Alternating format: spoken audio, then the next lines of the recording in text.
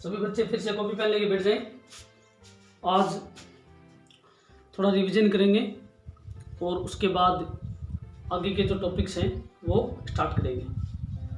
ठीक है, copy pen लेके बैठ जाएं। पीछे का जो रिवीजन थोड़ा बहुत मैं बताऊंगा आपको, क्या क्या आपने पढ़ा था, क्या क्या किया था। पिछला जो वीडियो था उसमें जो बातें आपको बताई गई थी, छोटी छोटी और मीठी मीठी बातें, वो अब दोबारा से एक बार समझो इसको। देखो, इमेज जो होती है, इमेज बहुत सारे टाइप्स से बनती है। ये नहीं है कि मैंने जो इमेज बोर्ड पे बना दी वो इमेज आप रट लो। बहुत सारे मेथड है इमेज बनाने के, तो सभी मेथड जो हैं वो आपको समझने हैं। दूसरी चीज़ की इमेज का जो फॉर्मेशन है वो 10th क्लास में था, इसलिए वो आपको बताया नहीं जा रहा है। वो आप लोग सभी अच्छे तरीके से जानते हो, सभी समझते भी हो इमेज के फॉर्मेशन को। ठीक है, तो पिछले वीडियो में अपन ने पढ़ा था R = 2F कि रेडियस ऑफ कर्वेचर और मिरर की फोकल लेंथ में क्या रिलेशन होता है। R = 2F, ठीक है, या F = आप R/2 भी लिख सकते हो। F = R/2। अब क्या होता है कि जैसे मिरर होता है, तो मिरर में क्या है कि साइन कन्वेंशन का थोड़ा महत्व होता है, इंपॉर्टेंस होता है उसका, साइन कन्वेंशन का, कि फोकल लेंथ है वो पॉजिटिव लेनी है या नेगेटिव, और radius of curvature capital R, ठीक है, distance of image, distance of object, ये पॉजिटिव लेनी है या नेगेटिव लेनी है। तो इस बात का भी थोड़ा बहुत ध्यान रखा जाता है इसमें। तो आप लोग क्या करोगे, पहले एक न्यूमेरिकल करेंगे एग्जाम्पल, उसके बाद में आपका जो रिवीजन स्टार्ट करवा के और नेक्स्ट टॉपिक जो है वो स्टार्ट करते चलो। तो देखो, चैप्टर नंबर 11 में और जो 11.1 का एग्जाम्पल है,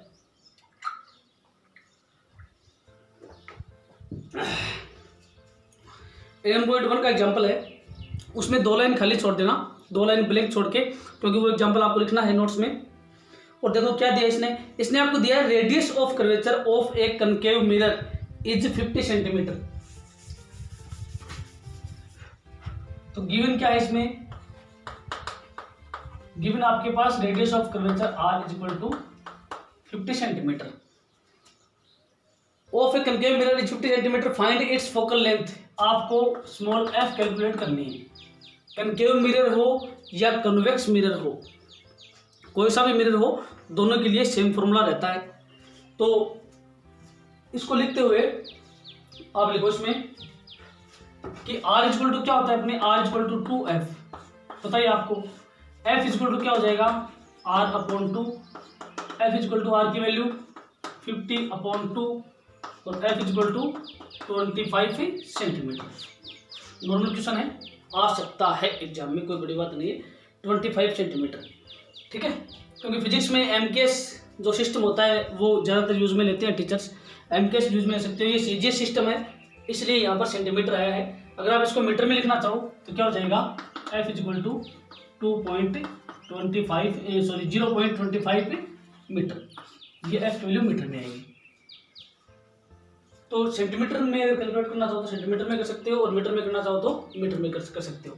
ये एग्जाम्पल 11.1 है, ठीक है, 11.1 का ये एग्जाम्पल है। सभी बच्चे इसको नोट करो फटाफट।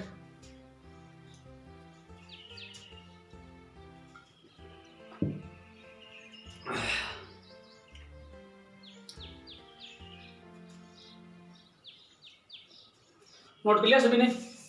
वीडियो पॉज करके नोट कर सकते हो, क्योंकि इतना वेट करेंगे तो अपना वीडियो बहुत लंबा हो जाएगा। ठीक है, अब देखो, आपके पास कनकेव मिरर था, कनकेव मिरर था आपके पास, एक था कन्वेक्स मिरर। तो नॉर्मल जो एग्जांपल हम लेंगे वो कनकेव मिरर के ही लेंगे, ठीक है, कनकेव मिरर के एग्जांपल लेंगे बार बार।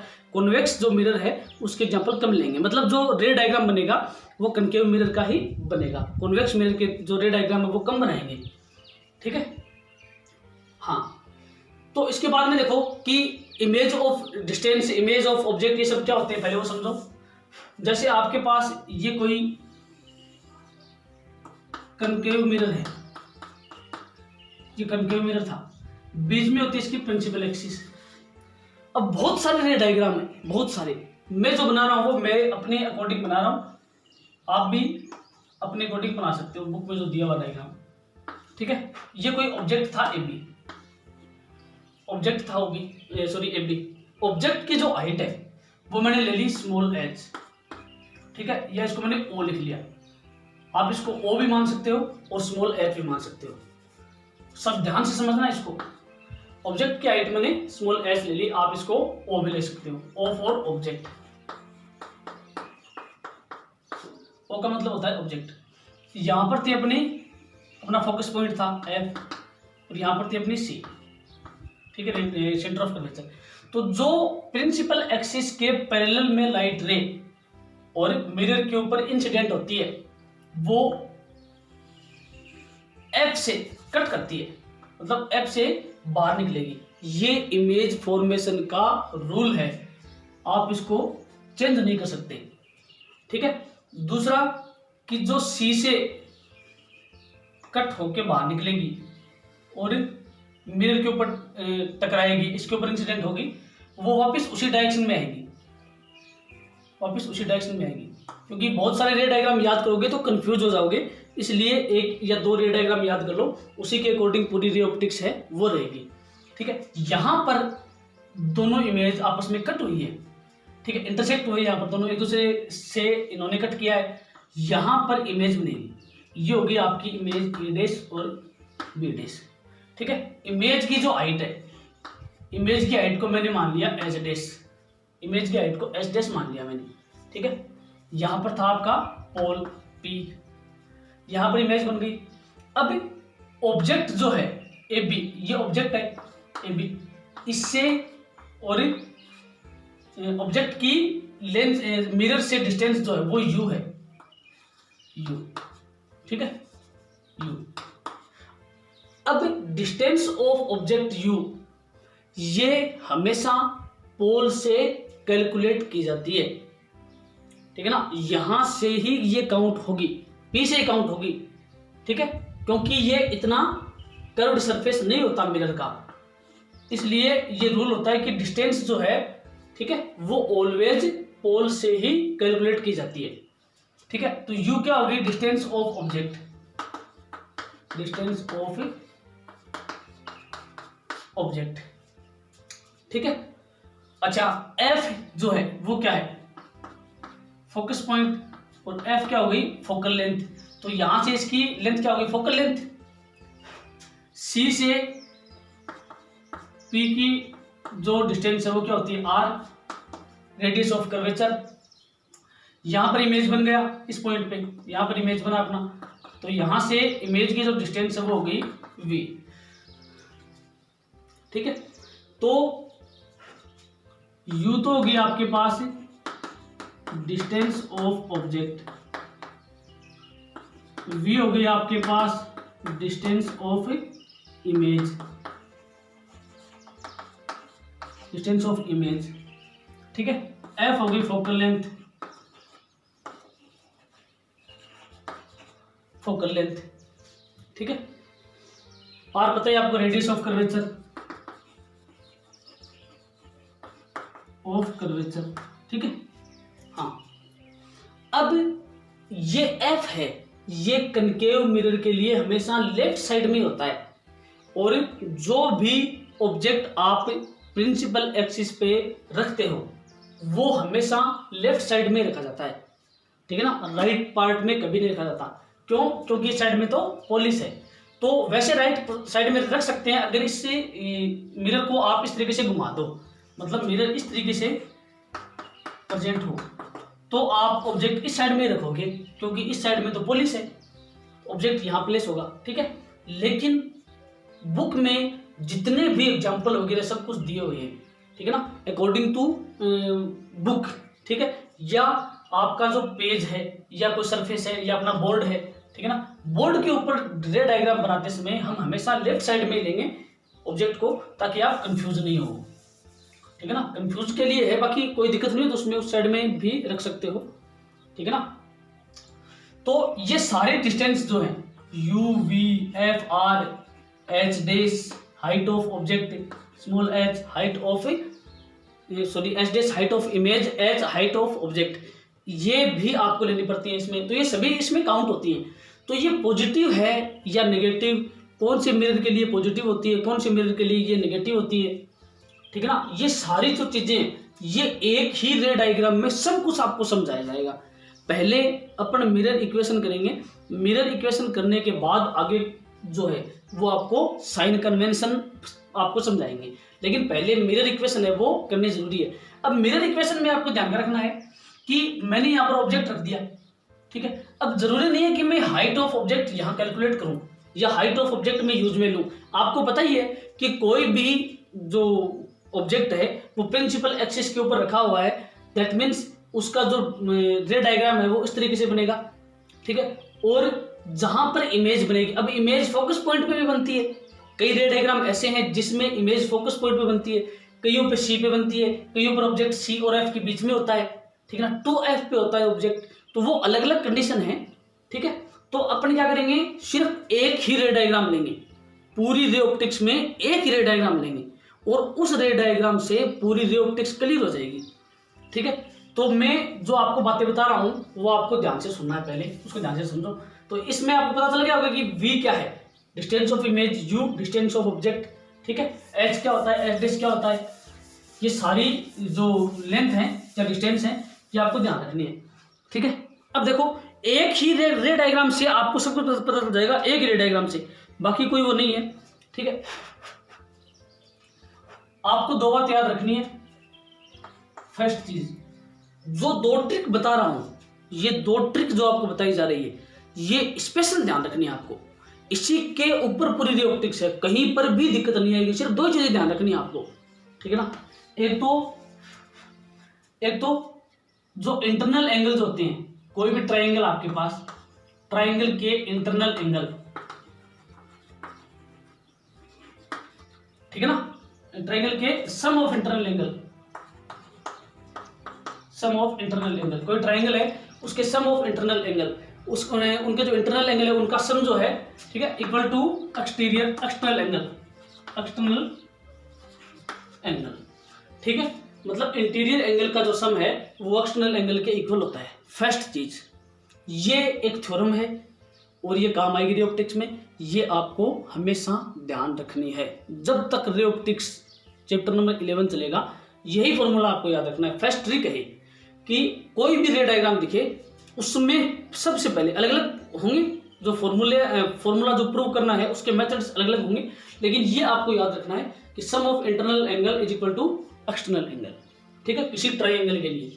दूसरी चीज टेन थीटा का फॉर्मूला, ठीक है ना। टेन थीटा इक्वल टू क्या होता है, tan theta equal to perpendicular upon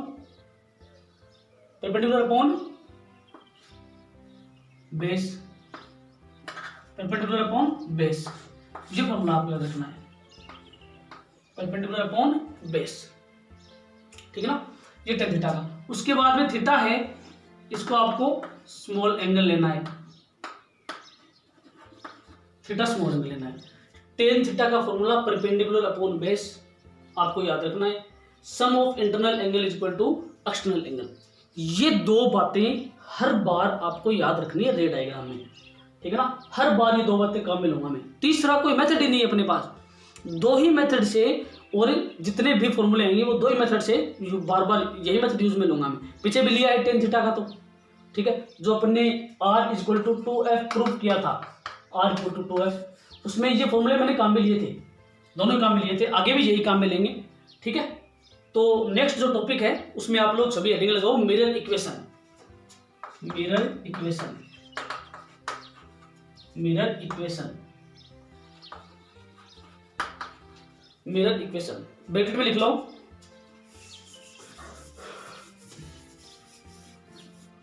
mirror equation bracket में लिख लो, मिरर फॉर्मूला, मिरर इक्वेशन या मिरर फॉर्मूला, ठीक है ना। ये यू वी और एफ में रिलेशन होता है। कोई भी मिरर होता है उसके लिए यू वी और एफ में रिलेशन होता है। अब यू क्या है, डिस्टेंस ऑफ ऑब्जेक्ट, वी क्या है, डिस्टेंस ऑफ इमेज, एफ क्या है, फोकल लेंथ। तो इसमें एक रिलेशन आएगा अपने पास। मिरर इक्वेशन आपने 10th क्लास में पढ़ी होगी, डायरेक्ट आपने रटी होगी या फिर जो बुक में दिया हुआ होगा उसका proof, 1/f is equal to 1/v plus 1/u। ये मिरर होती है, ठीक है, मिरर इक्वेशन होती है, या इसको मिरर फॉर्मूला भी बोलते हैं, या इसको आप बोल सकते हो कि relation between u v and f. U v और एफ में क्या रिलेशन है, तो ये भी आपको प्रूव करना है, ठीक है ना, कि मिरर इक्वेशन जो है वो 1/f is equal to 1/v plus 1/u होती है। एक ही रे डायग्राम, कोई रे डायग्राम काम नहीं लेंगे, एक ही रे डायग्राम से पूरी रे ऑप्टिक्स हो जाएगी, ठीक है। तो पहले इसका रे डायग्राम बनाओ। रे डायग्राम में देखो, तो मेरे पास ये एक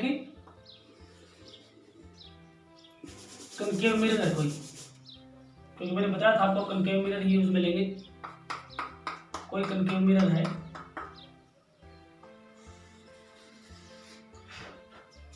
ठीक है, पॉइंट ओ है, पॉइंट ओ पे कोई ऑब्जेक्ट है, ओ मीन्स ऑब्जेक्ट। यहां से लाइट रे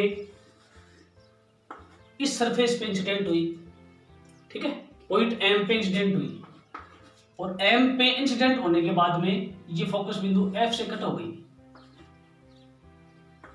एफ, ये फोकस बिंदु एफ है, capital F, sorry capital F, ठीक है, फोकस बिंदु या फोकस पॉइंट, ठीक है ना, क्योंकि हिंदी मीडियम के वर्ड बीच में यूज में आ जाते हैं, हिंदी मीडियम को भी पढ़ाते हैं ना साथ साथ में। बीच में होता है सी, पता है आपको, ठीक है। तो यहां पर क्या हो जाएगा आपका, यहां पर हो जाएगा आपका सी, ठीक है। अब सीएम क्या हो गया, ये सीएम सो क्या बोलोगे आप, नॉर्मल, सीएम नॉर्मल हो गया। यहां से मैं एक परपेंडिकुलर खींच देता हूं, पता है आपको, क्योंकि ये इतना कर्व्ड नहीं होता। एम एन एक परपेंडिकुलर है, ये पॉइंट पी है, ये हो गया आपका स्मॉल एफ, ठीक है, और ये हो गया आपकी आर, और ये हो गया आपका ओ, ठीक है, यू, यू मतलब डिस्टेंस ऑफ ऑब्जेक्ट, ठीक है। ये एंगल अल्फा, ये एंगल बीटा, और ये एंगल में सपोज कर लिया गामा, ठीक है। ये एंगल होता है आई, इंसिडेंट एंगल, और ये होता है रिफ्लेक्शन एंगल, स्मॉल आर, ठीक है। तो सभी बच्चे रे डायग्राम बनाओ, ज़्यादा हार्ड नहीं है, रे डायग्राम सभी बनाओ। और यहां पर मैंने मान लिया वी, वी मीन्स कि जो आपका जो मतलब इमेज है वो इमेज एफ पे बनती है, फोकस पॉइंट एफ पे इमेज बनती है। यहाँ पर आई, आई मीन्स इमेज। मैं वीडियो को पॉज कर देता हूँ वरना वीडियो लंबा हो जाएगा, तो आप इसको एक बार वीडियो पॉज करके इस रे डायग्राम को अच्छे से बनाओ, ध्यान से बनाना रे डायग्राम को। हाँ लिखो, इसकी थ्योरी लिखो। Suppose, suppose an object an object, suppose an object placed at point O, placed at point O, placed at point O on principal axis of a concave mirror, placed at point O on principal axis of a concave mirror, of a concave mirror, and its image, and its image formed at its focus, and its image formed at its focus, formed at its focus, CM, CM is normal, CM is normal, and MN, and MN is perpendicular, is perpendicular on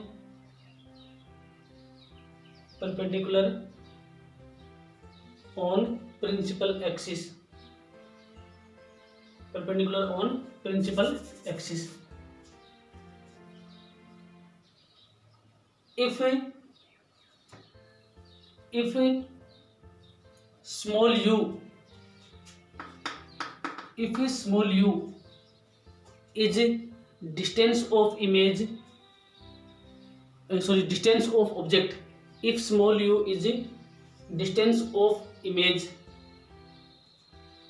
distance of object.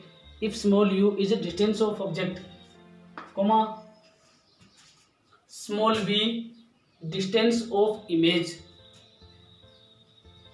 small v distance of image, दोबारा comma लगाओ, distance of image.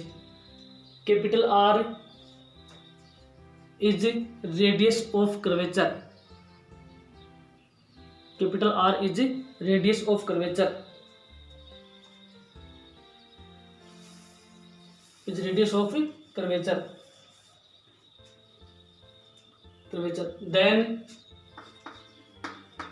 then from triangle MOC, ठीक है. अब देखो ये triangle है MOC,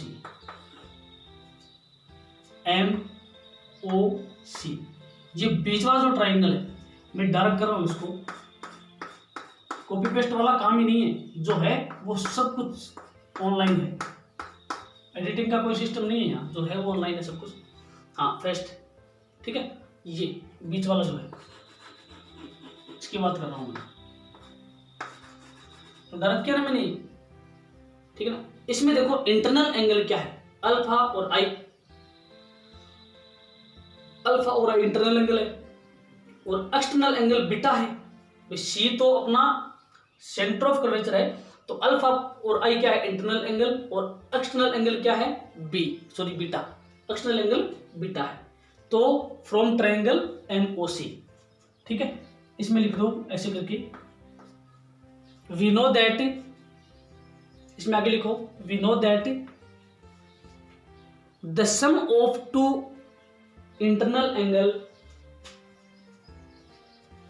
we know that the sum of two internal angle of a triangle, the sum of two internal angle of a triangle is equals to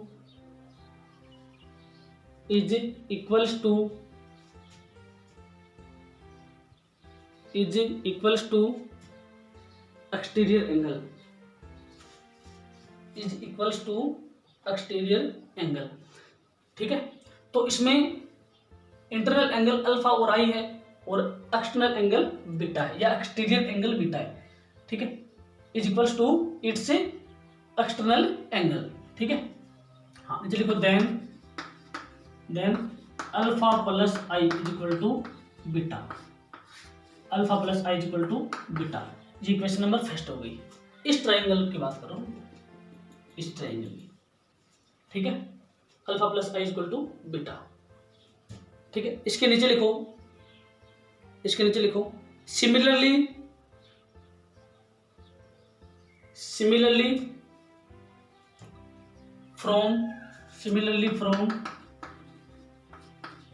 from triangle. अब ये लेंगे, ये ट्राइंगल लेंगे. अगला नेक्स्ट सेकंड नंबर ट्राइंगल ले लेंगे, triangle MCF. Similarly from triangle MC और F. इस ट्रायंगल की बात करेंगे अब. तो MCF जो ट्रायंगल है उसको ध्यान से देखो आप, MCF या MFC जो भी है, ठीक है ना. हाँ इस ट्रायंगल की बात करेंगे. इसमें देखो इंटरनल एंगल क्या है, बीटा और स्मॉल r. तो इसमें क्या करेंगे, beta plus small r is equal to gamma, beta plus small r is equal to gamma, ठीक है. ये अपने पास हो गया है क्वेश्चन नंबर 2. इस ट्राइंगल की बात, पहले तो ये ट्राइंगल लिया, उसके बाद में ये ट्राइंगल लिया MCF और MOC. ठीक है। अब देखो बीटा की वैल्यू क्या है, अल्फा प्लस आई, ठीक है। तो फ्रॉम इक्वेशन फर्स्ट से बीटा की वैल्यू इसमें पुट करो, तो क्या आएगा आपके पास, इसमें बीटा की वैल्यू पुट करेंगे तो alpha plus i plus small r equal to gamma, alpha plus i plus small r equal to gamma. Equation number 3 लिखो सभी यहां तक, इक्वेशन नंबर 3 तक लिखो, क्योंकि मैं फिर इसको इरेज करूंगा। Alpha plus i plus small r equal to gamma.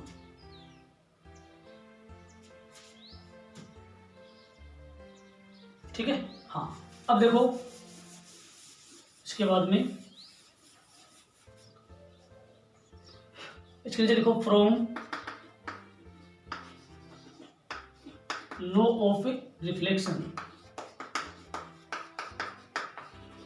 From law of reflection.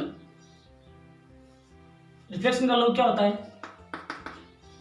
I equal to r, या तो i equal to r put कर दो या r equal to i put कर दो, ठीक है। तो इसमें आई की आर की जगह आई पुट करो, ठीक है ना। देन फ्रॉम इक्वेशन 3 में आर की जगह आई पुट कर दो, तो alpha plus i equal to gamma. अगर आप बोलोगे सर हम तो आर की जगह आई पुट नहीं करेंगे, आई की जगह आर पुट करेंगे, ठीक है ना। आई की जगह अगर आप आर पुट करते हो तो इस रे डायग्राम का मेथड थोड़ा अलग हो जाएगा। इसमें फिर दोबारा अपने को और इक्वेशन लेनी पड़ेगी, कोई दूसरा ट्रायंगल लेके इसको सॉल्व करना पड़ेगा। मैं अपने तरीके से बता रहा हूँ, इसके बहुत तरीके हैं, हर बुक में अलग अलग मेथड दिया हुआ है। 10th की बुक में भी था मिरर इक्वेशन, उससे भी कर सकते हो, वो भी गलत नहीं है। मिरर इक्वेशन का अगर प्रूफ 10th क्लास में है तो वहां से भी कर सकते हो, वहां अलग है, मैं अलग करवा रहा हूँ। ये सीबीएसई की बुक का है, आरबीएसई की बुक में अगर आप करोगे तो आरबीएसई की बुक में बहुत इसके हैं मेथड करने के, कोई दिक्कत नहीं है। मेरे को बेस्ट लगा इसलिए करवाया जा रहा है। Then from equation 3 alpha plus i equal to gamma. अब क्या करोगे आप, इसको ऐड करोगे तो alpha plus 2i equal to gamma, ठीक है। इक्वेशन नंबर 4 लिखो यहां तक, alpha plus 2i equal to gamma, यहां तक लिखो।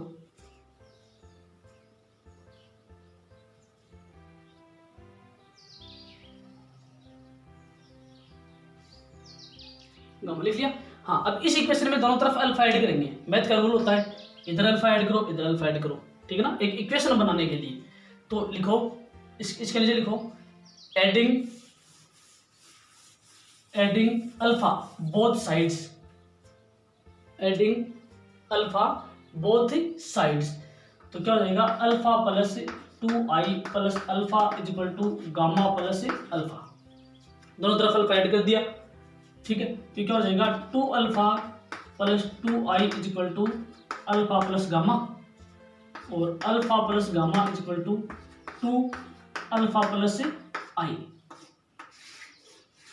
ठीक है। अब देखो फ्रॉम इक्वेशन फर्स्ट क्या थी, alpha plus i equal to क्या था, बीटा, ये इसमें पुट करो। Then alpha plus gamma equal to 2 beta, ये इक्वेशन आपको बनानी है। इक्वेशन नंबर 4 6 जो भी आपकी थी, ठीक है ना, इक्वेशन नंबर 4 दे दो इसको, 4 5 जो भी इक्वेशन थी आपकी, नेक्स्ट जो इक्वेशन थी, ठीक है ना। तो थर्ड इक्वेशन, 4 इक्वेशन जो भी आप देना चाहो इसको। तो alpha plus gamma equal to 2 beta आपके पास आया, alpha plus gamma equal to 2 beta. यहां तक लिखो सभी बच्चे।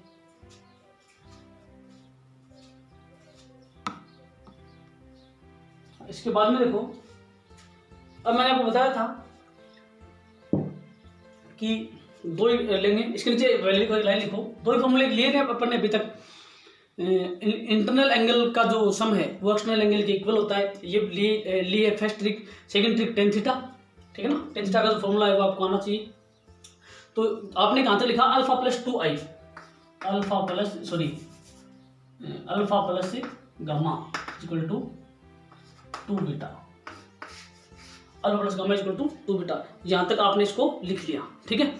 अब इसके बाद में इसके आगे लिखो, if capital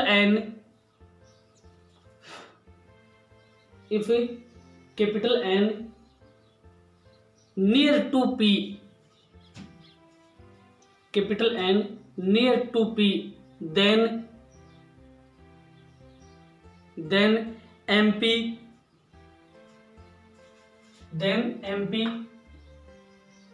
also a perpendicular on principal axis, then MP also perpendicular on principal axis।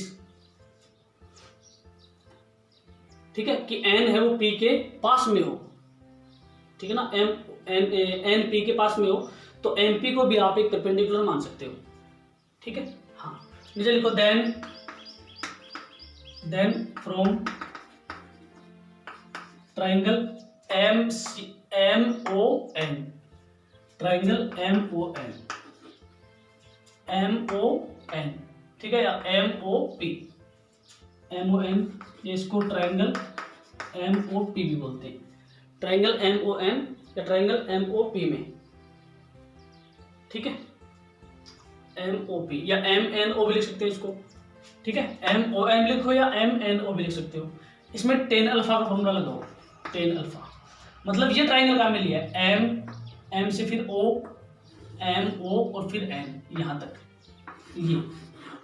ये ट्राइंगल काम में लिया है, बीच वाला एक बार बोल दो इसको, ठीक है ना, MON। इसमें tan अल्फा की वैल्यू देखो, tan अल्फा इक्वल टू क्या होता है, P upon perpendicular upon base, ठीक है। इसमें परपेंडिकुलर क्या है,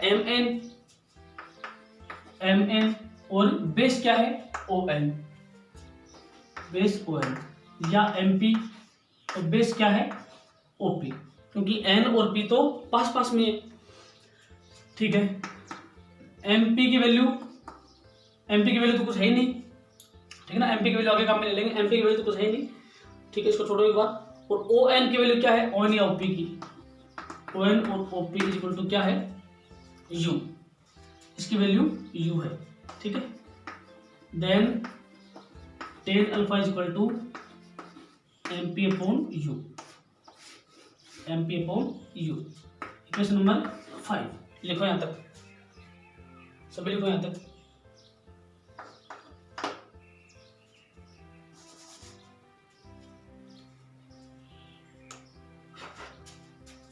इसके लिखना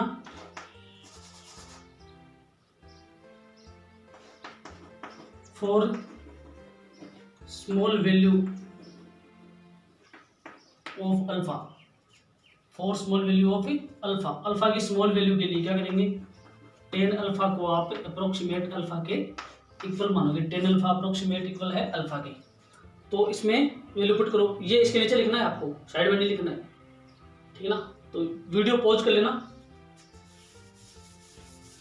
वीडियो पॉज कर लेना, ठीक है। tan अल्फा के इक्वल हो जाएगा, तो क्या हो जाएगा, alpha is equal to MN upon U या MP अपॉन U, मैं अल्फा को MN अपॉन U मान रहा हूँ, इक्वेशन नंबर 6 हो जाएगी, लिखो यहाँ तक।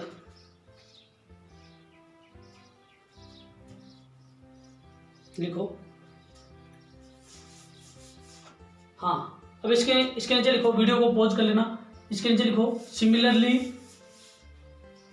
From triangle MCN,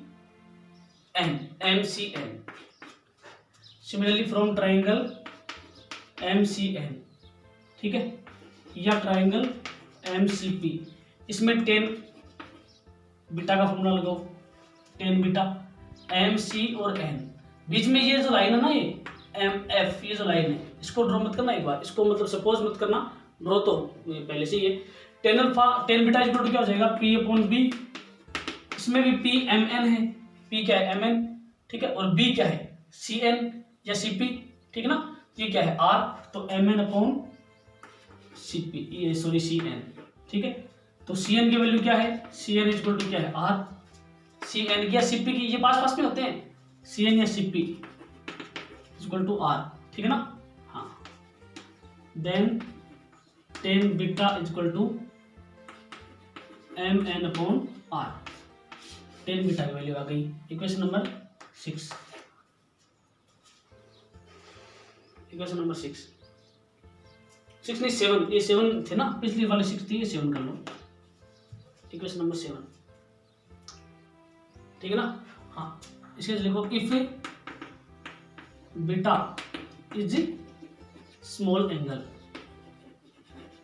beta is small angle, ठीक है ना, then tan beta approximately equal हो जाएगा बीटा के, टेन बीटा बीटा के इक्वल हो गया, ठीक है। तो इक्वेशन नंबर 7 में इसकी वैल्यू पुट कर दो, इक्वेशन 7 में इसकी वैल्यू पुट कर दो।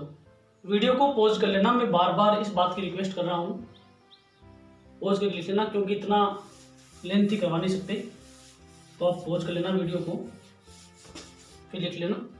बीटा की वैल्यू पुट करोगे, क्या होगा, beta is equal to mn/r, ये बीटा की वैल्यू आ गई इक्वेशन नंबर 8। ये इक्वेशन नंबर आप देख लेना, थोड़ा क्या पता मेरे से मिस्टेक भी हो जाए इक्वेशन नंबर लगाने में, इक्वेशन नंबर आप अपने अकॉर्डिंग सेट करते रहना, ठीक है। हाँ, ये बीटा की वैल्यू आ गई, ठीक है।